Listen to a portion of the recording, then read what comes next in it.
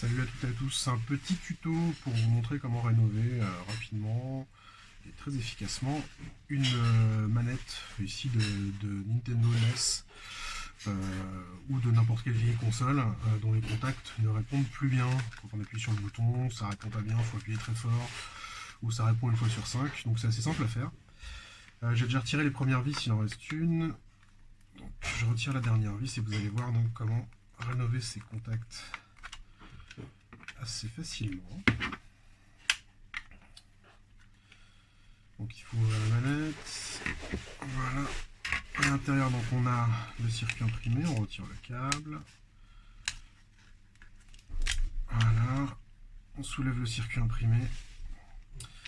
Et donc on vient trouver d'un côté le circuit imprimé, donc, et là où se font les contacts, qui a priori est un petit peu sale, on va le nettoyer et surtout essayer de rénover donc ces petits contacts en carbone qui se trouvent sur les petits caoutchoucs là et qui avec l'âge sont simplement usés. Donc déjà première étape, c'est de nettoyer le circuit. On peut utiliser ce genre de nettoyant électronique. Moi je vais utiliser de l'alcool. Voilà.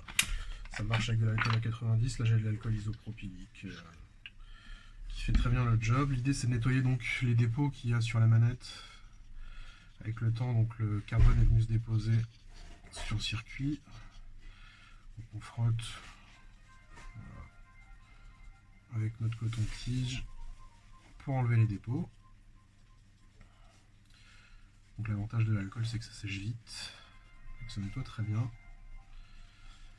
Voilà, on va le laisser sécher à côté et s'occuper du coup de nos petits caoutchoucs. Vous voyez sur chaque caoutchouc, donc il y a les petites pastilles en carbone qui viennent appuyer sur le circuit et faire le contact. Du coup, certaines personnes ont des techniques qui consistent à récupérer des petits pads comme ça en carbone sur d'autres appareils, style télécommande, et de les recoller par-dessus. Je trouve ça assez laborieux et pas forcément efficace. Ça vient rajouter de l'épaisseur sur le contact. Enfin voilà. Là, la technique que j'ai est très simple, c'est d'utiliser ce genre de peinture au graphite qui conduit l'électricité. On trouve ça dans les magasins d'électronique ou en ligne sur internet assez facilement. Et je vais en pulvériser dans un petit récipient. Voilà, il en faut juste un petit peu. Tremper du coup un coton-tige dedans pour faire comme un petit pinceau. Et du coup, venir redéposer de la peinture sur les contacts pour les rénover. Cela n'était pas très sale, on peut aussi, là je le fais rapidement pour vous montrer, mais on peut aussi passer un coup d'alcool sur les contacts usagés. J'ai pas mis assez de peinture, je vais en rajouter un peu dans mon récipient. Voilà.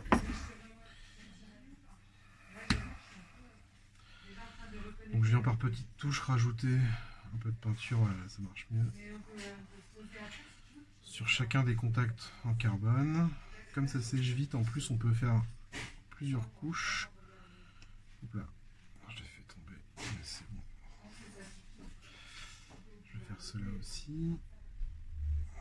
Je reprends un peu de peinture. Voilà. Donc j'en dépose par petites touches. La peinture s'étale un peu toute seule sur le pad. Voilà, c'est bon. On va attendre 3 secondes que ça sèche avant de refaire une deuxième couche. Donc cette technique elle fonctionne aussi si vous avez des synthétiseurs ou des claviers style clavier maître ou piano électronique à rénover dont certaines touches ne fonctionnent plus ou sont compliquées à actionner. Souvent c'est aussi des petits contacts comme ça en caoutchouc avec du carbone dessus. Donc voilà, il suffit d'être patient et puis de démonter, de refaire tous ces petits contacts au carbone. Là c'est à peu près sec, donc je vais mettre une deuxième couche histoire d'avoir quand même une couche suffisante sur le pad. Voilà. Donc je refais tous mes petits contacts. Hop.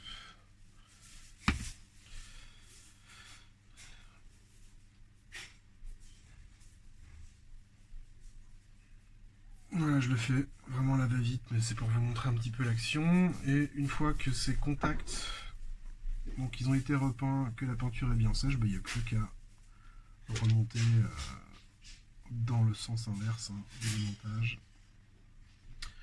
On replace les contacts, là ils sont encore un peu, la peinture n'est pas tout à fait sèche, donc je vais pas remettre le circuit tout de suite. Il suffira de remettre le circuit et de remplacer le capot et les vis. Et en général on se retrouve avec une manette qui est comme neuve, qui fonctionne comme au premier jour. Voilà pour ce petit tuto en tout cas. Ça coûte pas cher, cette peinture du coup permet de... Une bombe permet de refaire des dizaines et des dizaines de manettes pour vraiment peu d'efforts et ça marche très bien. Voilà, merci d'avoir suivi cette vidéo.